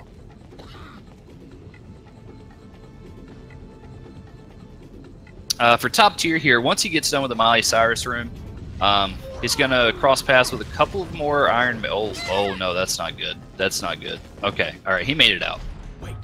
Fortunately, Ashley's health doesn't matter a whole lot here, but he's going to bait out these two Iron Maidens, and then he's going to head onto the truck, which is a glorified auto-scroller. So a brief overview on how the Wrecking Ball glitch works. So when you have an empty inventory, you can still press R, and for some reason, when you press R, Ashley thinks that you're equipping a weapon. So the thing that happens is that what Top Tier did earlier, he would hold R, knife Ashley, well not knife her, but then he would, you know, hold the knife to Ashley, and Ashley would hide because she's, you know, you're aiming a weapon, and holding R keeps her in that position. And then he will trigger, you know, he triggered the Wrecking Ball, which eventually spawns more enemies. And then when those enemies spawn, they only respawn to Leon. So basically, since you position yourself behind that wall corner thing, so the enemies can't see Leon, and they ignore Ashley completely. So you get a free pass on operating the Wrecking Ball. But now we are on, you know, as JC was saying, the glorified auto scroller. There is a strategy to do this to conserve a lot of shotgun ammo, and let's see if Top Tier does it successfully. You don't need to do this, but it does save a lot of shotgun ammo. So there is no timer, but we do know where these players are in the game, so we know that Top Tier waifu is ahead. Okay, ooh, nearly gets past Iron Maiden for Mandals. Right, so the idea is that you're going to turn around and walk backwards if he does it properly, and the enemies will not jump on the bulldozer for whatever reason if you do this. So they don't attack you, and they don't, you know, they don't do anything. Nate 43rd, this is the PC version of the game. It's the Steam Ultimate HD version. Both of these runners are running on 60 frames per second. This game on the Steam port allows for either 30 FPS or 60 FPS. nothing in between, nothing higher. 60 FPS is the fastest. So both of these runners are racing on 60 frames per second. Yeah, so apparently if you did everything right, you kill the truck, and then you walk into that corner, only one of these guys will spawn, and they won't jump on the truck. Yeah, so if you try to just blow up, kill these enemies quite a lot, you should learn how to do this truck strat that Top Tier Wife is doing, because it saves quite a lot of shotgun ammo, and you don't want to run out of shotgun ammo when you're at the end part of this bulldozer, because that's the worst thing that could happen with the final truck. Who do you support? I don't support both of them, but there's a lot of memes that can happen here. Top Tier is probably 3 minutes ahead, is my guess right now. I'm leaving it to you. And then, so there's a switch that needs to be triggered to magically get the bulldozer into a better place. And then, let's see, we don't get the really good RNG pattern. Okay, so Top Tier, he hesitates a bit to try to bait out the second attack, which you shouldn't do because, ooh. Yeah, now he triggers, now he's aggroing the archer. Yeah, you want to do the section fast too. Like, other sections you really, he aggroed all these other guys. Yeah, there are a lot of things that can go wrong in this section. Yeah. If not done quickly, those guys can group up very fast. Yeah, you really want to be careful because, like, if you don't do this section fast and you shoot your weapon, you will aggro all these all these enemies that are just waiting patiently on the other side. In the ideal situation, you just run past all these guys. Like, you run past a few of them, you bait out attacks, but you don't shoot your weapon. But luckily Top Tier made it out, but I believe he only has 1 heal left. I don't remember. He has 1 or 0 heals left. I didn't pay much attention when he healed that last time, so I'm not sure. Alright, so you see he's trying to knife people to conserve his shotgun ammo, because he used some shotgun ammo on that upper section. And he wants to conserve all shotgun ammo for this last part right here. Because you need to come out of this section with at least, I'd say, 4 shotgun bullets in order to do, like, the next boss. But it's not 100% necessary, but if things go wrong, you can waste a lot of shotgun ammo on this final part. All these Ganados here, before when you blasted these guys off the truck, they don't spawn Plagas. But these guys, you'll see, so we see his Plaga trigger right there. But these guys are more prone to spawning Plagas. Yeah, Plagas, for new game runners, Plagas are the last thing you want to see on the truck. You can definitely get memed by Plagas on the truck. Yeah. I'd say there's like a 90% of them want to KOing you even after you use a green herb at full, yellow herb at full health. So, like, if you get by a Plaga here, most likely that's a reset. All right, so Top Tier has a good clean truck. He just needs to blow up this last truck because there's no Plagas, no other enemies gonna like try to sneak up on him now. And so that's clean. So Mandals is probably 2 minutes behind at this point. And that's it for Chapter 5-2. Top Tier is going to be starting Chapter 5-3, which is another long chapter. It's basically just a long boss rush. Yeah. You've got 2 encounters with Krauser, albeit very different encounters, and then an encounter with U3. Yeah, U3, or you call the boss it. That boss, they go through it really fast. If you mess up, you can just straight up die.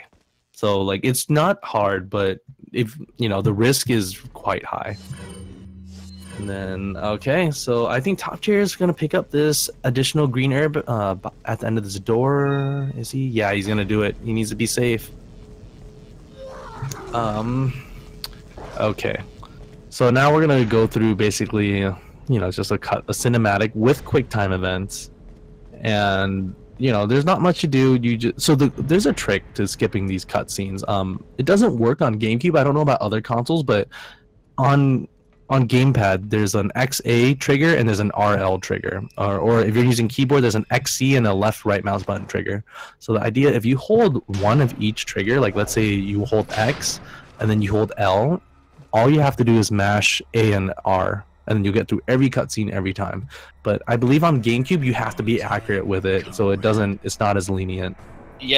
Fortunately, there's really no penalty for pressing the wrong QT.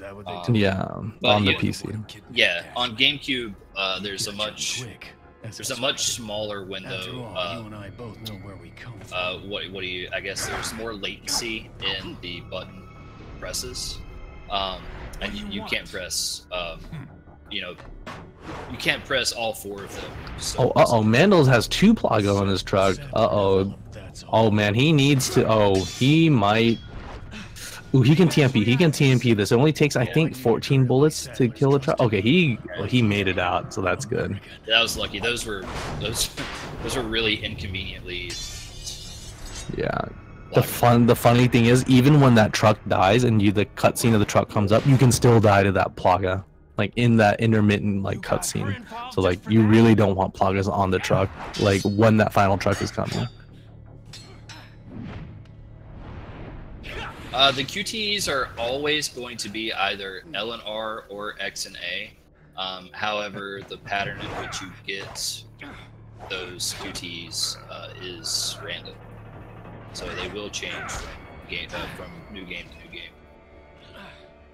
All for Umbrella's sake. Okay, so Mandals is about to approach our cinematic as well. Top tier is gonna make it out, Enough talk. and then I don't think Mandals wanted to get that herb, but with the Ditman, you gotta be careful with your turning because the way you turn and try to round corners while being Ditman is completely different than when you're not Ditman. Looks like we have But once you play more and get used to the speed, it won't be that big of a deal. And I think top tiers, yeah, he's about to approach the U3 lair. There are 3 chambers in that first lair, and then you actually fight him for real once you come out. And there's, like I said, it's really fast, it's straightforward. It's like the statue room earlier, but if you get hit, there's a hefty consequence if you mess up. maybe some other time. But we see Ada here. She doesn't really do anything relevant until the end of the run, and then we're gonna see lasers, right? So the cool thing about these lasers is if you run straight with a handless weapon like a grenade, you skip that cutscene fast, you can run past those first few lasers and nothing will happen, and you just do the QTE for this next one. Yeah, on 30 FPS, you can skip those 2 key QTEs, but on 60 FPS you can't. I didn't know that. I didn't know you can skip them. That's actually crazy. Yeah, there's a very specific spot in the floor. There's a tight window where if you open your inventory, it cancels the hitbox of the. That's crazy. All right, is Top Tier gonna sit on the throne? No, but he does get the emerald in case if he's short on money. And now we're about to approach the U3 fight, and this is gonna be a little exciting. We're gonna try to describe what's happening, but it's gonna be really fast, sequence.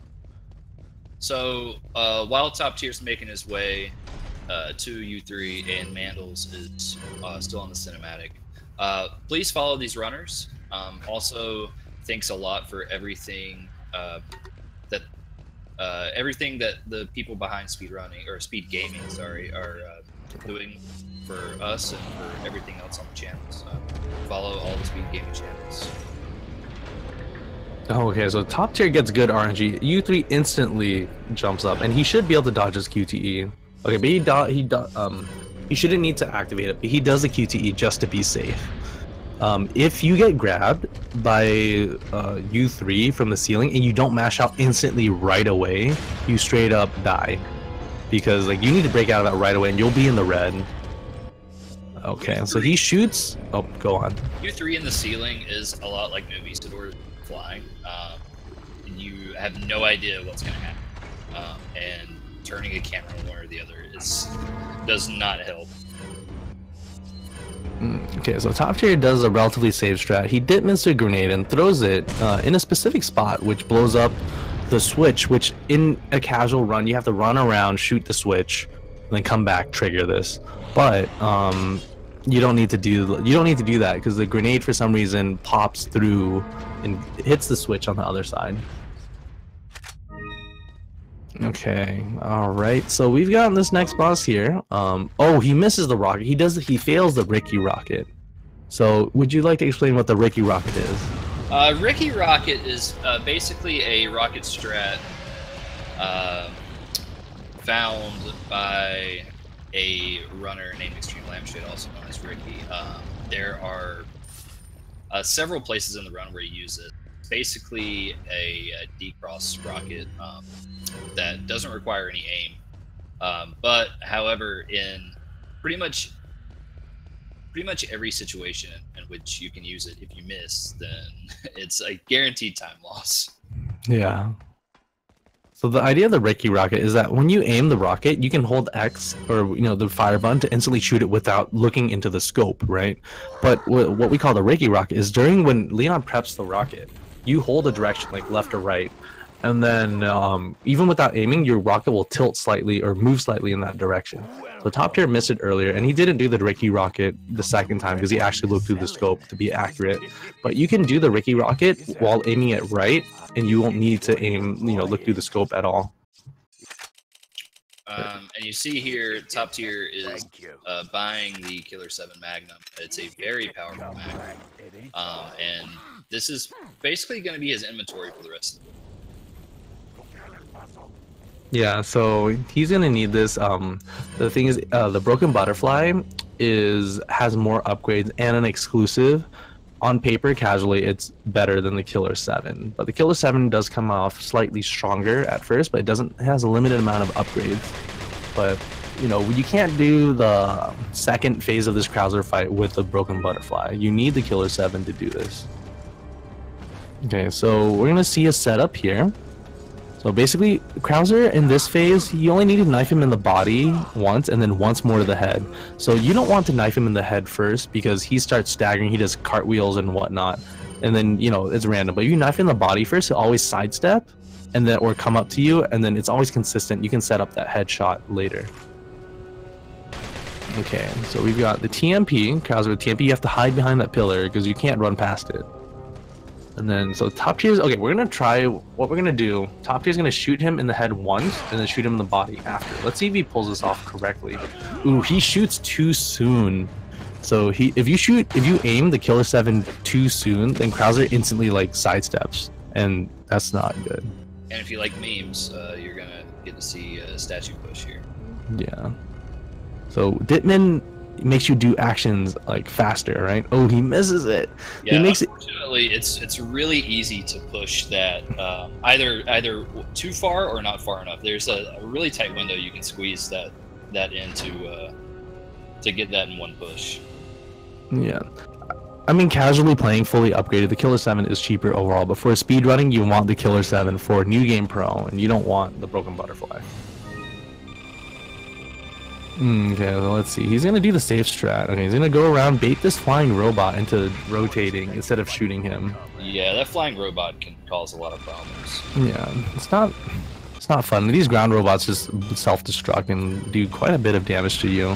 If you mess up that section earlier when he baited that flying robot, you get and the flying robot hits you or shoots you, then the ground robot will basically kill you right after. Gonna chain lock you.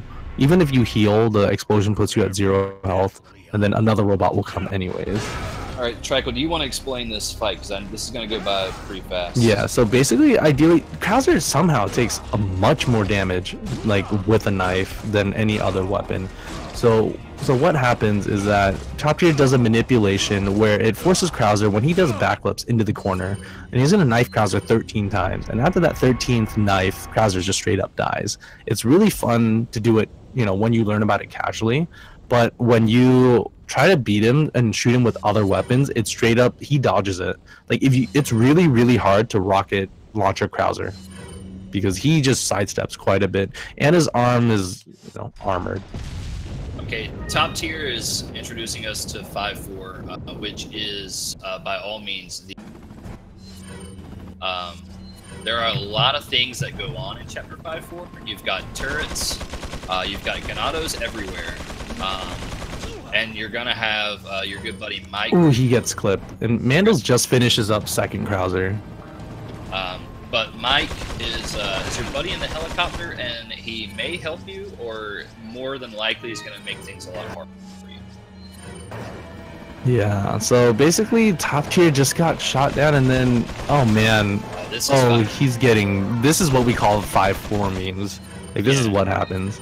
If you wanted to see what 5-4 typically looks like, this is it. Yeah, normally you get hit by anything and everything. Oh, he gets hit by an archer right there. Oh no! And then, okay, he makes it. He needs to heal and Ditman again. Okay, his heals are depleting very fast. He's gonna grab this backup heal in front of him, and he misses the No, he didn't miss the Ditman. Okay, all right, let's see if he gets memed here. So ideally, you should shoot the shield guy, and it'll stun the mace guy as well. So, okay, so he makes it into the first part. Now he's going to enter the triple turret room. Alright, he shoots the Gatling gunner, JJ, once to stun him, throws a grenade to stun all these guys down here. And then that gives him free access into this next room. So the triple turret room. Sub memes can happen here. Not as much as the first part though, but man, this first part punished top tier quite a bit. And then you see Mandals finishing up Krauser with the same knife technique, but he knifes a little bit too fast in the wrong position, and then Krauser does a backflip, which you don't want to do. Yeah, But fortunately, if you make that mistake, you know, as long as you're experienced enough, it's pretty easy to correct that. Yeah. All right. I think I heard Mike say take cover, so we'll see which side he pushes. Oh, he needs to shoot the shield guy. Oh man. All right, let's see if he gets the proper side. So ideally, you want Mike. Oh, he gets the right side, I think. I think he's shooting the wrong side. Really? Let's see. Yeah. Oh yeah, you're right. Okay. So if Mike blows up the side that top tier is climbing up, he doesn't need to. He can. Oh, okay. So he knifes a rocket. But if Mike blows up the side that top tier is on right now, he can jump down a little bit faster. I think it's like 8 seconds faster, or 5. I'm not sure about the timing. But he should need a shield guy down here. Ooh, he gets thwacked by a shield guy. All yeah, right. if you get the good Mike, you don't have to worry about any of these enemies down here either. But Mike, sometimes you really wish you could take him out for that beer, and sometimes you really don't care. Yeah. Okay, so Mandals is approaching the triple turret room as well. Okay. And he had a much cleaner first war room so far. Yeah, but we can see that Mandals is still a bit behind. Probably a minute and a half at this point. Okay, so top tier salutes Mike, you know, for his brave work, which is pretty much nothing in his run. Then we're gonna approach a second war room, which is probably one of the most RNG rooms in the game. Like this is where new game pro runners, this like distinguishes a good runner from a great runner, being able to adapt to any like situation that happens here. Because after this next part, there's a lot of things that can happen. Like you need to get a key card to activate, you know, like a lock, but the guy holding the key card can like be pretty much anywhere. Like 60% of the time he goes in the direction you want, but the other 40 you don't know where he's going. He's like off to some other dimension. Yeah, and not only that, there are a ton of guys in this room, and they can be anywhere, and they'll gang up on you. Yeah. Okay, so Mandals is about to clear a triple turret. Let's see what pattern he gets. Okay, he gets a normal pattern. That's good. The red cap guy has the key. He shot quite a few times here. He got the door open. Yeah, that's RNG as well. That door can close. All right, no one in this room, but there's one archer. Okay. He might get hit. Okay, yeah.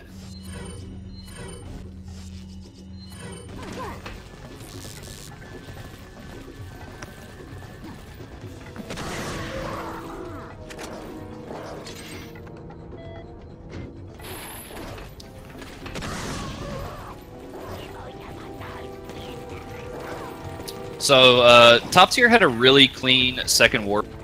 Mandals isn't too far behind. He's going to be heading into second warp. But top tier is going to be making his way towards the end of the game. He just has a couple more sections before he can get on the jet ski and ride away. Wait, follow. So we'll see if Mandals also has a clean war room. Unfortunately, that cutscene can cause problems. If Ashley gets stopped by the big guys before the cutscene, after the cutscene, she'll still be there. So top tier is going into the Saddler fight.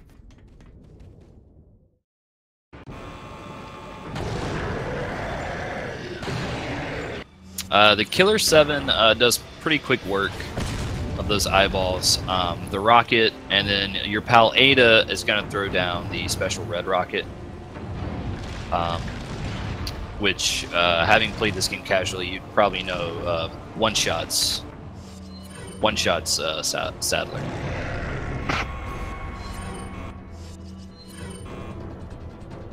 It looks like Mandals is having a pretty tough time here in Second War Room.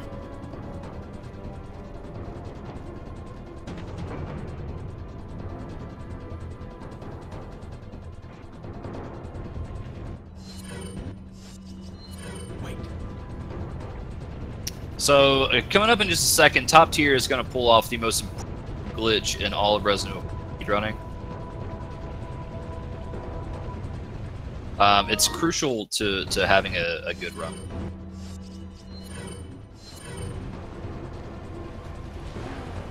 Hang on, sweetheart.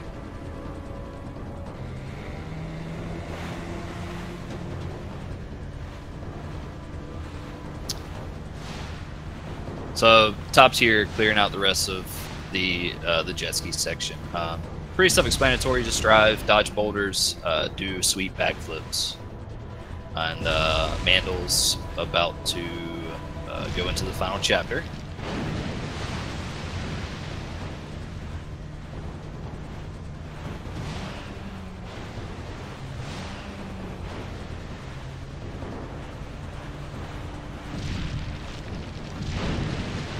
And that is it for Top Tier Waifu, our winner today.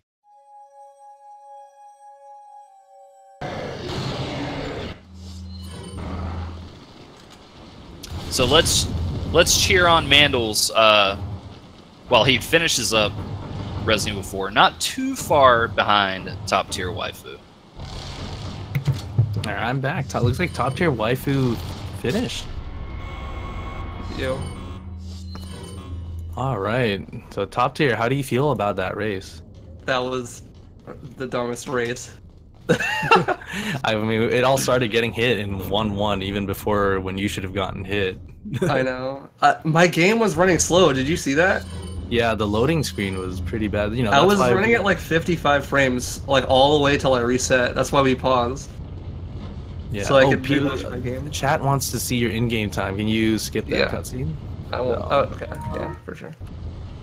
But you know, that race was close. It was as close as I expected it to be. Yeah. Let's see. What were the sections that you think plagued you the most on this run? Well, definitely the Lago, because I got hit by a log. Yeah. So that was horrible. And then, I don't even remember. I think I died in Waterhall. Yeah. That was. I know Mandals definitely died in Waddle. You got hit. Yeah, you got hit by a vertical scythe. Oh yeah, right at the end, at the stairs. Oh my gosh. That's why I heal every time, full health. Yeah. Please. Yeah, it was cool that you guys got all the backup herbs that were expected. Yeah.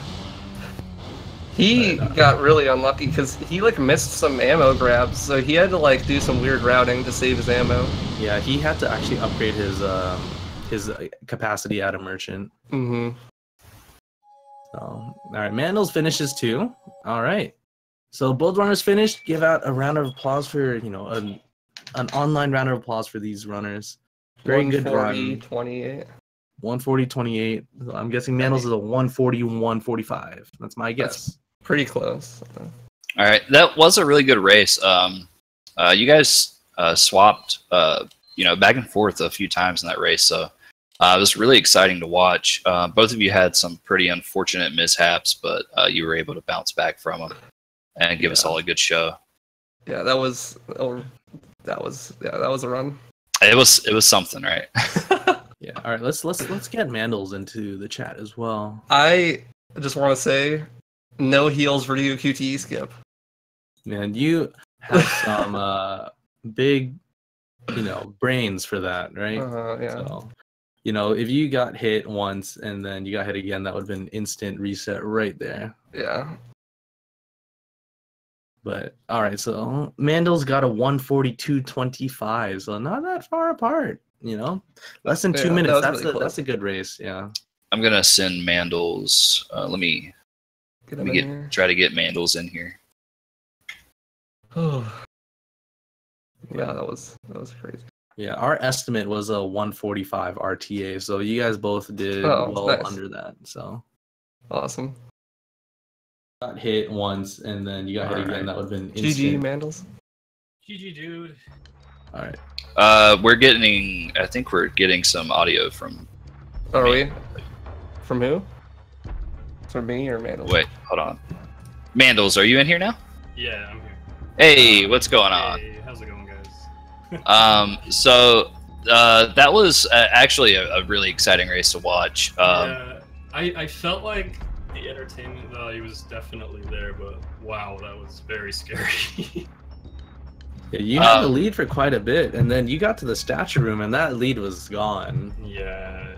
So I guess I missed a rifle ammo somewhere. I guess it was the one in Waterhall. I think the backup one was the one in 3-3. You know, after you hit Yeah. the switch. I hadn't realized until after that I missed the rifle ammo. So Yeah, because we noticed that you were. It looked like you were trying to farm around for something. We were trying to figure out what it was. And we thought it was We thought it was rifle ammo at first, and then we thought it was TMP ammo. It was TMP ammo. I just started thinking about all the instances where okay, I'm gonna need TMP ammo for all these segments, so I just started. Did you miss the TMP ammo grab in 3-1 sewers? Or I did. I should have reset right there. Reset the checkpoint, but I don't know. Part of me was like, I'll make it up, but there's like no backup TMP ammo anywhere. yeah, I think like So- like the one time we found out, like the instant we realized you had TMP ammo was when you were in the Queen's Grail room, and then you Yeah. reloaded, then you had 12, and we're like, oh Yeah. he needs a TMP That- ammo. That was definitely let's reload to see how much I have reload. Uh-oh. Yeah, that's a crazy one. Well, it looks like top tier. You're going to be racing the winner of Trickle Man and Frenchie Oh, I'm in the gonna next lose. round. So Don't say that, dude. both of those runners are also really good runners. Altogether, this is going to be a really exciting tournament to watch. But this race this evening was a really fun race to watch. Do either of you have any parting words before we sign off? No, Particularly, it was just a lot of GG. fun. There were a lot of scary moments, but it was really exciting. And Glad neither of us got so tilted and just like, I will say, How was both the our banter? nobles- what's- it was good. We were just like rooting for each other. Like, Oh, Come on, dude. I do have one thing that's been bugging me. uh-huh. After Del Lago top tier, what was that save? And I that's was it. running at like 55 frames. My whole game was like super slow, and Oh, my okay. loads were insane. So we just both paused, and I saved and quit to restart Okay. my game. yeah, we were trying to figure out like why is he rebooting his game? But okay, that makes a lot of sense. Yeah, because I knew I would just like I could keep going, but I would just lose so much time like over the Yeah. course of the run. Like, Because initially we thought we're like, oh, like his game crashed, and then we're like, wait, he started with the exact same inventory, like when it booted up. yeah. I just made So, sure that yeah. we both paused, and I gave him a little bit of a lead, so that Yeah. was Okay, well, that was our first race of the tournament. Tomorrow at 3 p.m. Eastern, Ty Hill and King Muda are going to be facing off. That's another tight race. yeah. That's very close also to going to these. that is going to be a really tight race. I'm not sure of the restream schedule for that one, but that'll be the next race in this tournament. And then our other two first round tournament races, Trico Man and Frenchie and Kuba the Bear and Buzzkill, have yet to be scheduled. Should be this week, I'm pretty sure. Yeah. So, because then if you guys don't know, King Muda and Ty Hill, they're both relatively newish runners. Ty Hill is on his Xbox One, but which is slower. But King Muda just recently switched over to keyboard and mouse because he finds it more comfortable for him. So we're gonna get a really close race there. I'd probably say 3 to 4 minute differential Yeah, I would between the say. two racers. Yeah. Well, I mean, I think that pretty much wraps everything up for us. Thanks for everyone. Thanks everyone for watching, and thanks to Mandals and Top Tier for giving us a good race. Yeah, and thanks to Speed Gaming for hosting us. Yes, Yeah. absolutely. Thanks to Speed Gaming and everything they do, not just for this tournament, but for all the other good content. So make sure you follow Speed Gaming 1, 2, 3, 4, and 5. I think that's. I don't think there's a Speed Gaming 6 yet, but at least make sure to follow all the Speed Gaming channels and follow both. Especially follow Top Tier Waifu and Almightymandals. These guys are great runners. Anyone sub 40 is very good at this game already. So we've got a strong community and we're growing. Lots of new runners as well that want to learn. If you guys are interested, there is an RE4 Discord as well. And I think with that, we are going to be signing off. So thanks again, everyone. My name is JC. And my name is Tricolman. It's a pleasure And commentating the race. it has been a pleasure, sir. Thank you, everyone, for watching. Good night. Thanks, guys. Thanks. GG. GG.